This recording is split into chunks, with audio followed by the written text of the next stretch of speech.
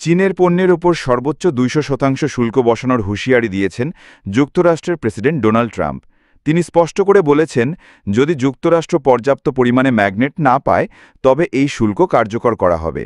সোমবার সাংবাদিকদের সঙ্গে আলাপকালে এই মন্তব্য করেন ট্রাম্প। পরের দিন মঙ্গলবার ২৬ আগস্ট বিষয়টি আল জাজিরার প্রতিবেদনে উঠে আসে। বিশ্ববাজারে ম্যাগনেট ও বিরল খনিজ উপাদানে চীনের একক আধিপত্য রয়েছে। বর্তমানে বৈশ্বিক চাহিদার প্রায় ৯০%ই চীন সরবরাহ করে থাকে।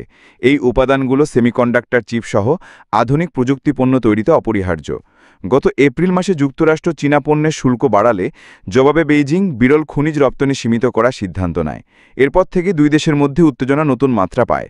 এমন পরিস্থিতিতে যুক্তরাষ্ট্র ভিত্তিক প্রযুক্তি প্রতিষ্ঠান ইন্টেল কর্পোরেশন তাদের ১০% শেয়ার কেনার ঘোষণা দিয়েছে। কিন্তু প্রতিষ্ঠানটি মূলত এই বিরল খনিজ উপাদানের ওপর নির্ভরশীল। ফলে ট্রাম্পের সতর্কতা ব্যবসা জগতে নতুন অনিশ্চয়তা তৈরি করছে।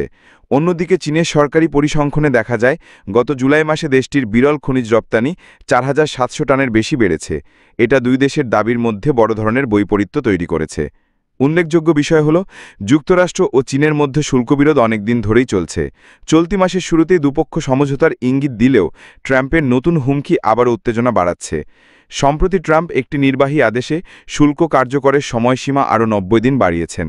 এই সময়সীমা না বাড়ালে শুল্কহার ১৪৫% পৌঁছে যেত। এর আগেও গত মে মাসে উভয় দেশ শুল্ক কমানোর বিষয়ে সাময়িক সমঝোতায় পৌঁছেছিল। তবে সর্বশেষ এই হুঁশিয়ারি প্রমাণ করছে, দুই বৃহৎ অর্থনীতির মধ্যে বাণিজ্য যুদ্ধ এখনও শেষ হয়নি, বরং সামনে আরও তীব্র আকার ধারণ করতে পারে।